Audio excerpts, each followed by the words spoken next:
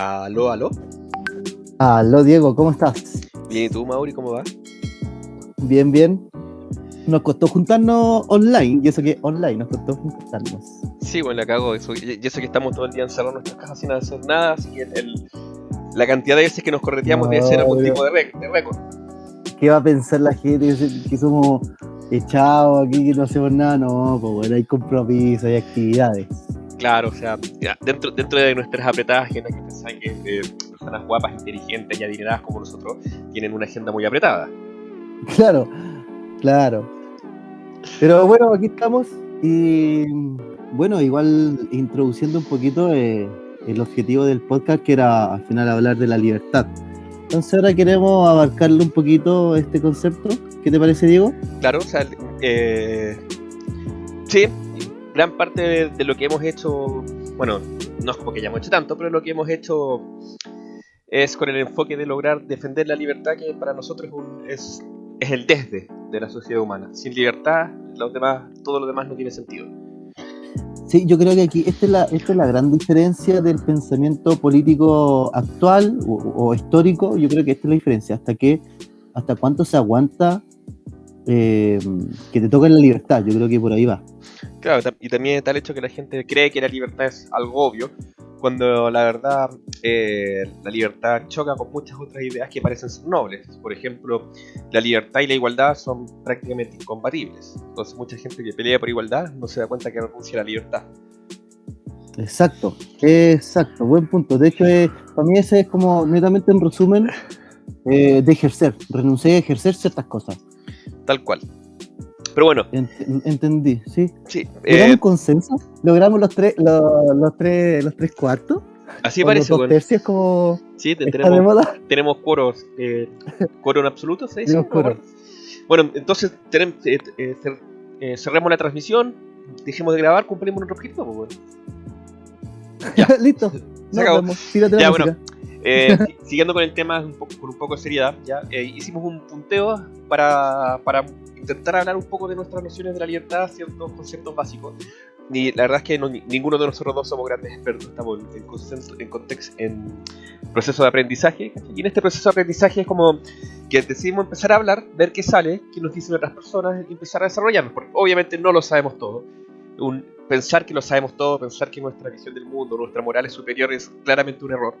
Así que todo nuestro objetivo acá es aprender y desarrollarnos. Así que si es que cometemos algún error en las definiciones o algún punto de vista, lo decimos, no es a propósito, cuando llegue el momento lo corregiremos. Pero es simplemente parte de nuestro proceso de aprendizaje. Pongámosle entonces, Dieguito. Ya, en nuestro punteo lo primero que pusimos fue poner la definición de la RAE. Decidimos partir lo básico de lo básico, ¿ya? Habían varias definiciones de la RAE, algunas eran un poco redundantes, se basaban entre grupos que uno era la libertad, el otro las habilidades y el otro era el libertinaje. A nosotros no nos interesa el tema del libertinaje, ¿cachai? Tampoco nos interesa el tema de cuando se ocupa la excepción de libertad para definir que alguien tiene habilidades para algo, sino que nos interesa la definición de libertad como condición humana. Entonces, la primera definición dice: facultad natural que tiene el hombre de obrar de una manera u otra, y no de obrar por lo que es responsable de sus actos.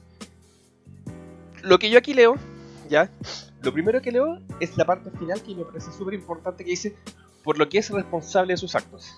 En esta definición, al tiro dice que la libertad va íntima con la responsabilidad. Claro, era un poquito... No, disculpa. No, dale. No, era como un poquito el ejemplo que te había mencionado hace poco, que, claro, tú tenías ciertas libertades, pero van... Es como la frase de Spider-Man. Tienes un poder, y tener un poder te conlleva grandes responsabilidades. Tal cual. También dentro de la misma definición dice de obrar o no obrar. Entonces básicamente la definición dice: la libertad es tu capacidad de decidir hacer o no hacer algo y hacerte responsable de las consecuencias de tus actos. Entonces, si tú no te haces responsable de tus actos, no eres libre. Tu libertad viene de decidir y ser responsable. ¿Mauri? Perfecto, pero eso entendiendo, eso es una para mí una definición bien exacta, porque sí, es de diccionario. Podemos poner de diccionario, para mí es bien precisa, porque claro, si te poní a pensar, y otro ejemplo, no sé, pues yo tengo la libertad, ¿cachai?, de pegar un disparo a alguien, Claro. pero tengo las consecuencias, pues, que va a ser que estoy infringiendo leyes. Tal cual como lo dices, claro. Tú podrías decir que tienes la libertad de matar a alguien, ¿sí? De pegarle un balazo, pero no eres capaz de hacerte responsable de las consecuencias de esa libertad, por lo cual realmente no es ser libre, no es un acto de libertad, porque no eres capaz de hacerte responsable de la muerte de esa persona. ¿Se entiende? Exacto, entonces, sí, no, sí, lo entiendo y la encuentro precisa esa definición. La encuentro precisa. Después, bueno, el otro punto que sale en la RAE que destacamos dice: en los sistemas democráticos, el derecho de valor superior que asegura la libre determinación de las personas. Básicamente dice, bueno, en un país democrático, o sea, si no hay democracia, vale callampa, ¿cachai? Y después de eso, que la gente se autodetermine. Eso significa básicamente que para ser libre uno tiene que ser capaz de decidir sus propias cosas. Si un Estado te impone algo, ya no es libre. Sí, concuerdo. Yo creo que ya cuando afecta a un tercero en el propósito de tu proyecto de vida, ahí yo creo que atentan netamente con la libertad. Claro, como dicen por ahí, en un Estado liberal tú eres libre de formar una comuna y vivir en comunismo en ella. Pero en un Estado comunista tú no eres libre de formar un pueblo o una comuna y vivir con economía liberal en ella. Entonces, con esta definición, en el Estado comunista es imposible ser libre porque tú no eres capaz de hacer una comuna y separarte del resto del Estado, no tienes esa libertad. Pero bueno. Sí, yo creo que también viene la frase: tu libertad llega hasta que atentas con la libertad de la otra, o algo así. Tal cual. Porque efectivamente en un Estado comunista o un Estado socialista, tú tienes la fuente de financiamiento, que ya son de terceros. Entonces yo creo que ahí ya atenta con una libertad de elegir qué hacer con tu plata. Pero Claro. ahí también hay una definición económica. Siempre eso lo vamos a de dejar la para el RAE, final. ¿no? Sí, o sea, hay Perfecto. el tema de la libertad económica, acuérdate que acordamos dejarlo para el final. Así que no nos emocionemos. ¿Ya? Entonces, bueno, Disculpa. esas son las definiciones súper básicas, ¿cachai? Que sacamos de la RAE, así, diccionario, full bruto, no hay ni un relacionamiento más lógico que 2 líneas de texto. Y el segundo punto que marcamos es John Locke. Yo creo que tanto el Mauri como yo, los dos nos hemos guiado un poco por lo que dice John Locke, por sus bases, con su libro que es peludísimo de entender, pero que ahí está. Y claro, John Locke es uno de los grandes pensadores liberales, se le considera el padre del liberalismo y tiene sus propias definiciones de libertad. No sé si quieres decirlas tú, Mauri, o las digo yo. O sea, no las tengo como punteo, las definiciones, Nah, pero pero no, tengo como a los dos grandes rasgos lo que piensa. nos las sabemos de memoria, son 4 puntos, boludo. Te refieres a los derechos negativos. ¿No? Ya, voy a decir lo que tengo acá. Que Sí, son... que el derecho a la vida, ya, vale. el derecho a la libertad, el derecho a la propiedad privada. Y nosotros consensuamos que históricamente también tenemos el derecho a proteger las anteriores 3 mencionadas. Exacto, o sea, claro, Pero John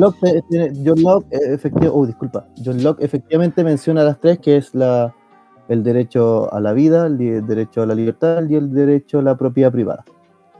tal cual. Bueno, en mi punto de vista, ¿ya? Bueno, en la parte del derecho a defender las otras 3 es un poco agregado por la gente que interpretó la ideología de John Locke, pero se desprende de ella. En mi punto de vista, ya, aquí partiendo un poco ya con el tema de definir las libertades por nosotros mismos, no voy a ir propiamente a lo que yo creo que es libertad, pero sí a mi interpretación de John Locke. Ya, yo creo que, claro, John Locke se refería: todos tenemos derecho a vivir. Sin derecho a vivir, ya no hay libertad. O sea, lo básico es vivir. Después de vivir, puedes optar a las demás libertades.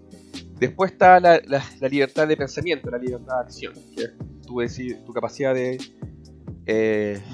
decidir qué piensas, en qué crees y de hacer o qué no hacer, ¿ya? Después dice la propiedad privada. Aquí mucha gente le parece raro que la propiedad privada sea parte de la definición de libertad. Pero, ¿cómo? Que sea un ítem del discurso de Locke. Claro, en mi interpretación, la propiedad privada es porque es el producto de tu trabajo. Si tú no eres dueño de tu trabajo, no eres libre, eres el esclavo de alguien. Entonces, si no existe la propiedad privada, que es el resultado de tu trabajo, eres esclavo nomás. Sin propiedad privada, solamente eres el esclavo de alguien. Sí, mira, bajando eso con un ejemplo bien banal, se menciona un ejemplo que se han mencionado los que se han metido al tema de libertad, el esfuerzo, por ejemplo, de sacar una manzana. Si hay un árbol y hay dos personas que son libres de hacer algo, este es un contexto bien básico. Si está Diego y yo, y hay un árbol que tiene una manzana, y yo logro sacar esa manzana, solamente la saco y la recojo, o ni siquiera la saco, de hecho se cae y la recojo. Entonces, al recogerla yo ejercí el trabajo de recogerla, entonces se considera y se asume que es mía, porque es producto de mi trabajo, alcanzarla. Entonces yo puedo hacer y deshacer con esa manzana. Estamos hablando de un contexto banal en donde no hay leyes y políticas. Estoy dando un ejemplo sin esas leyes. ¿Me explico? Claro. Entonces, en ese ejemplo que no existen leyes y nada, ¿de quién sería la manzana? ¿Del que la tiene o del que no la recogió? ¿Me cachai? O sea, y no estamos diciendo aquí, oye, el otro, a lo mejor podéis sacar conclusiones, el otro fue más alto, es más rápido, pero no, estamos hablando de una conclusión de que se cayó una manzana y alguien la recogió y otro no. Es simple. Claro, y el hecho de que el otro ejerza algún tipo de violencia para quitarle la manzana, convierte al que recogió la manzana en esclavo del otro.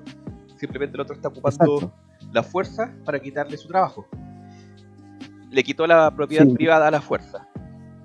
Exacto, entonces en un ejemplo súper simple se pueden desprender muchas conclusiones. Po. De hecho, te puedes ir, no sé, me estoy yendo en la bola, pero en esa, no sé, espontáneamente la persona compartió su manzana, de manera espontánea, pero no hay no están atentando con su libertad de que le están diciendo qué hacer con la manzana. Claro. Él solamente recogió la manzana. Sí, también hay un punto que yo sé que los socialistas van a tratar de salir con la diferencia entre propiedad privada y propiedad personal, pero en la definición de John Locke, la propiedad privada y la propiedad personal son lo mismo. En ambos casos se refieren a lo que necesita una persona para vivir y desarrollarse. En ninguno de los dos casos habla de la avaricia y del acopio de cosas, como podrían decir los socialistas, ¿cachai? Pero, para que se queden tranquilos, la definición de propiedad personal, que tanto le encanta a los comunistas, ¿cachai? Es la misma definición de propiedad privada que da John Locke. Simplemente lo que necesitas para desempeñar tus intereses y tus necesidades.